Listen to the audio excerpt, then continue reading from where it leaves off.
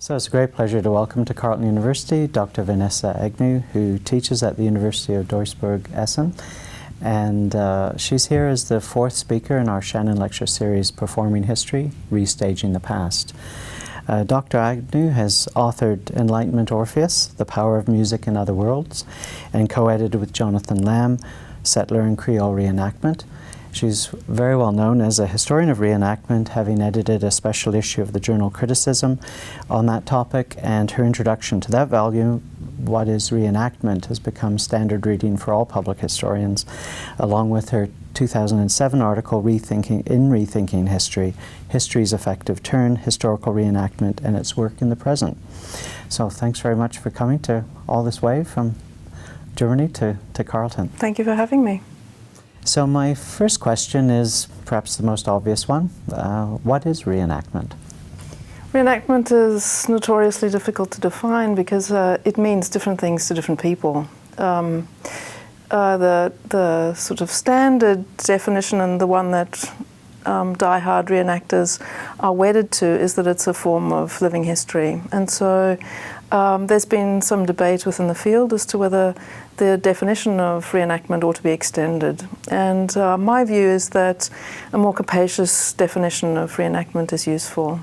And so I think that we can think of reenactment as encompassing all sorts of different genres, not just living history, but battle reenactments. We can think of gaming, historical reality TV. We can think of certain kinds of museum exhibitions.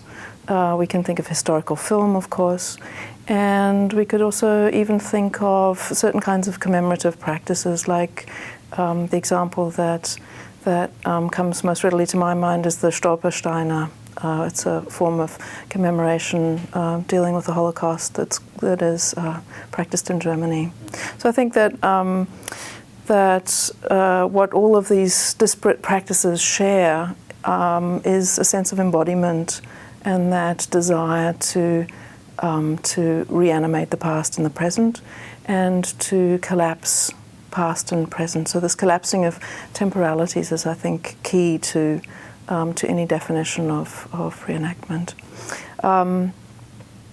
Of course, each form of reenactment has a particular specificity, and it's also important to delineate those, the particular aims of any given reenactment, and to draw boundaries around what reenactment can and can't do. But I think using it as an umbrella term is nonetheless useful. And that's certainly the way in which in recent years it has been used increasingly in the scholarship.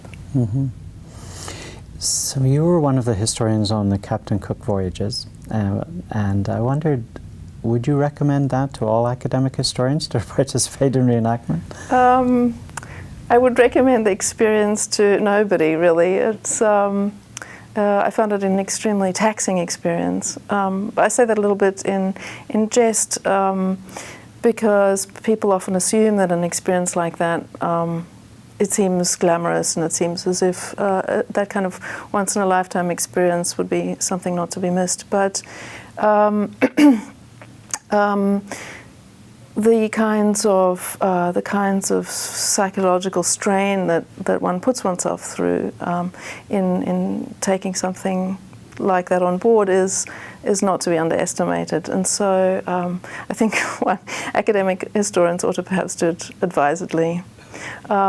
My own experience was that sailing on the replica of Cook's ship taught me things about sailing that I didn't know, those kind of prosaic things, but that I could have known perhaps had I been a sailor or had I read my sources more closely.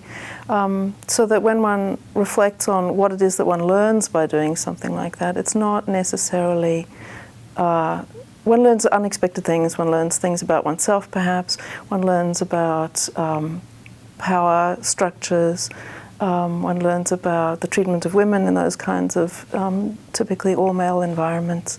Those kinds of things are perhaps don't belong to the aim of the reenactment. They're kind of tangential the excess of knowledge that is produced by the reenactment. But that can have a value, of course, in and of itself, but it's not necessarily that one comes closer to the past as one thinks one might. So I learned about the names of different ropes and different sails and different anchors. I learned to go aloft. I learned to subsist on a diet of salt pork. But I did not learn so much more about 18th century seafaring, or not, I suppose not as much as I would have hoped. So, but having said that, I don't want to undervalue reenactment as a sort of academic tool, which I think is behind your question. The one thing that certainly came out of it was that one learns about people's non-historians' investments in the past, and I think that can serve as a kind of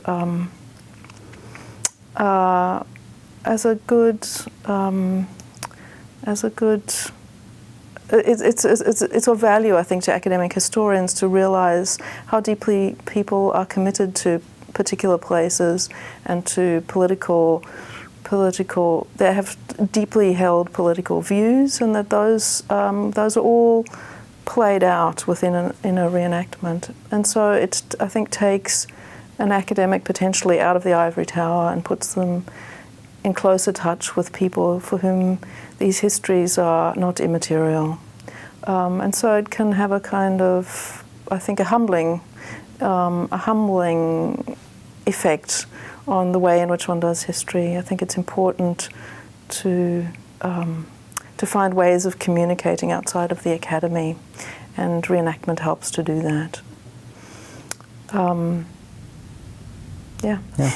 That moves nicely to my next question, which pushes a few of those points a little more theoretically, perhaps. That there's a lot being written about reenactment speaking to the present politics, present identity, present nostalgia, sense of self.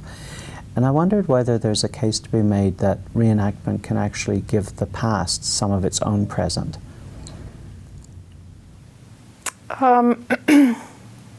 Any reenactor would say, but of course, that's why we do it.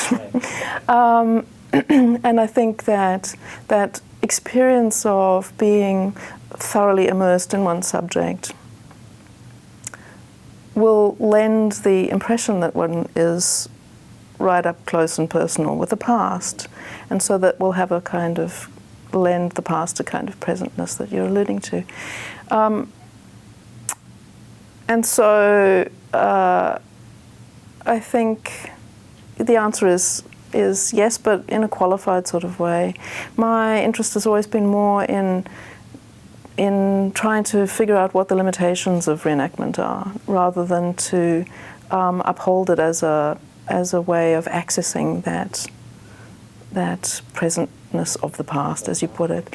I think that the claim to authenticity that is often made by reenactment is something that we have to be a bit careful about, and so the kind of truth claims that emerge from that feeling of experiencing very profound emotions, of suffering, of being afraid, of being cold and hungry, and of assuming that those are the kind of experiences that one's historical subject underwent, I think should be regarded with a degree of skepticism. And so I think I would, in a way, reject your question and say, yes, but that's not primarily my project. I want to know more if there's a kind of epistemological claim that comes out of this ontology, then where are its limits?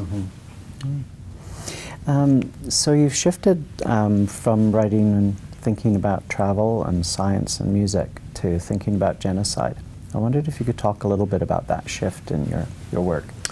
Yes, those interests haven't gone away, and I continue to work on those topics. I've got a long-standing project dealing with an edition of a travel account written by a woman who travelled in southern Africa in the 1920s.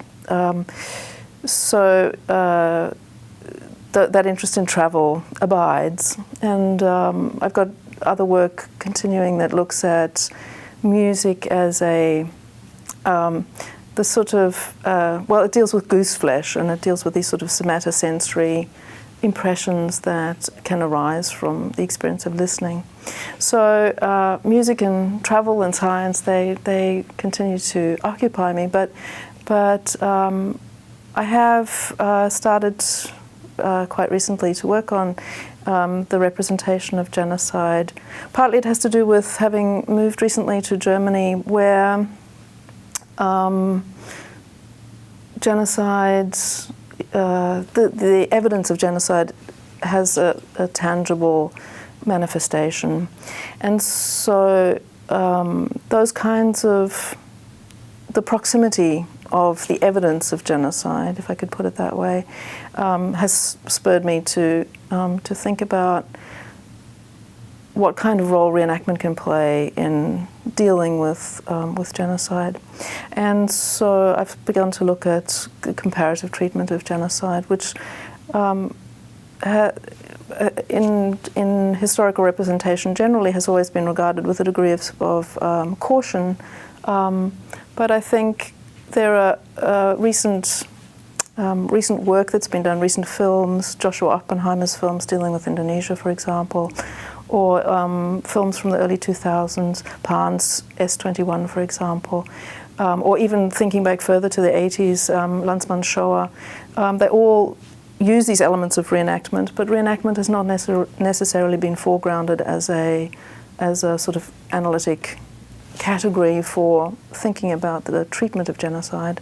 And so I thought it's time that I think about what reenactment can bring to those kinds of discussions and how it can function possibly as a form of commemorative practice, or even whether it could be taken further and dealt with as make a contribution as Oppenheimer would claim in his in relation to his two recent films, whether it can contribute to a kind of restorative justice. Mm-hmm.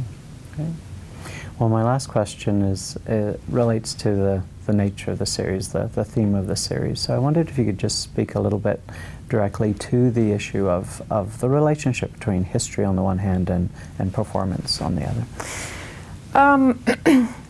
My work has been much influenced by Greg Denning, the Australian historian and anthropologist, by his work. And Denning was always at pains to point out that doing history is a matter of performance, and he was also a great performer.